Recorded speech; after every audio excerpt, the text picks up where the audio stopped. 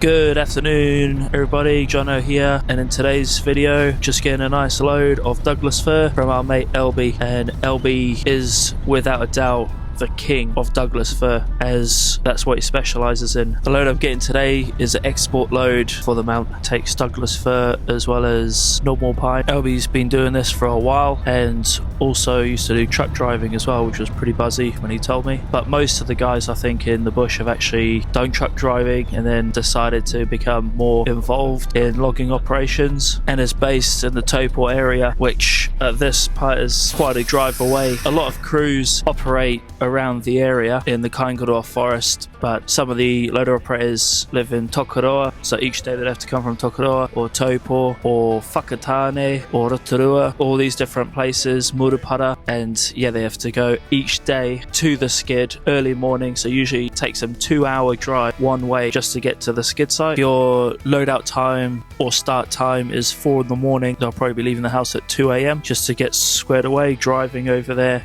get the loader all warmed up and all that sort of stuff. Yeah, no, it definitely takes a lot of dedication to be the morning shift for loading out. There's Alby's new loader. It's a Volvo, and Volvo is quite predominant in the forestry sector, as well as I think I've seen one John Deere little wheel loader, and then the rest is the grapple loader side of things, like Sumoto, John Deere as well. Awesome company, creates agriculture vehicles, forestry vehicles, all that good stuff. They're big in the bush as well. And then also Cat as well, Caterpillar and all that. Volvo, get to see all of those brands operating in the forest with the different crews. If you've had the privilege of operating these machinery, leave a comment. I'd love to know about your story. Yeah, it'd be pretty interesting to get your take on how they were to operate. The export load that I'm getting loaded is 23 6-meter on the truck and 23 4-meter on the trailer, which grade wise is actually quite a tidy load, so it sits well. And for the Douglas Fir as well, it actually has a nice sweet scent.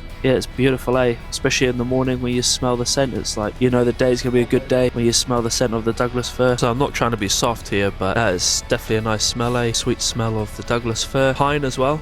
You know, we got fresh cut pine as well. It smells beautiful. So that's one of the perks about being in the forest. You get to see nature, smell nature. Yeah, it's awesome. And then also, if you're a petrol head or whatever, or diesel head, you get the smell of the diesel and the AdBlue and all this other stuff. Not trying to sound like one of those over the top druggies, but lots of interesting smells in the bush. Also, depending where you're based as well, like crew wise, you get some crews that are based around Rainbow Mountain, so Old Waiotapu Road, which is one of the roads that leads down to Kerosene Creek and Rainbow Mountain and all that sort of stuff. If you head over there, you get the nice smell of sulfur, you know, egg smell, smells like fart, so that's always an interesting experience when you're over there. Those who didn't know, there's a place just beside Rainbow Mountain, just down State Highway 5, which is Waiotapu, and Wai is water and Tapu is sacred in Te Reo, so it's sacred water, and it's a geothermal wonderland over there. They've got a geyser as well, big geyser, yeah,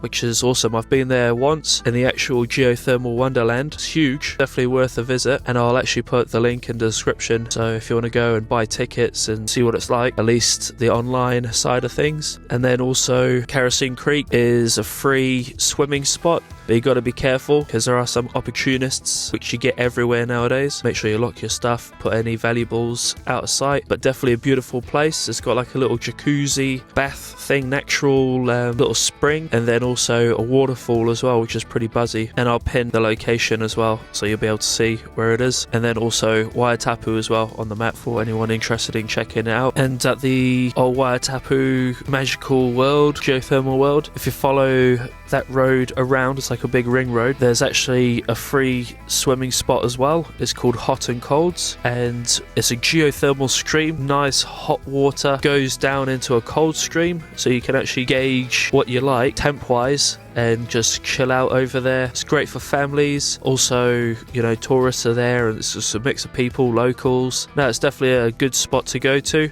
relax and unwind, and especially on a weekend or something, if you had a long week at work or whatever, you know, it's good to go chill out over there. And then also they have geothermal mud, which you can put on your skin, and once you put it on your skin, let it dry and then wash it off, and then your skin is smooth for a good 4 days. As it's awesome, like full of nutrients, minerals, all that that good stuff. Really good for your skin and also makes you look nice and youthful. That's why I've got a baby face. Anyway, back to the topic at hand. So just got our load now, heading out, and just called up as well as we're heading out, just so any trucks or any vehicles coming into the crew know that there's a loaded coming. This is the drive. A bit of sideways action there. Stepping out the truck. Got my cross locks, diff locks, every sort of lock on.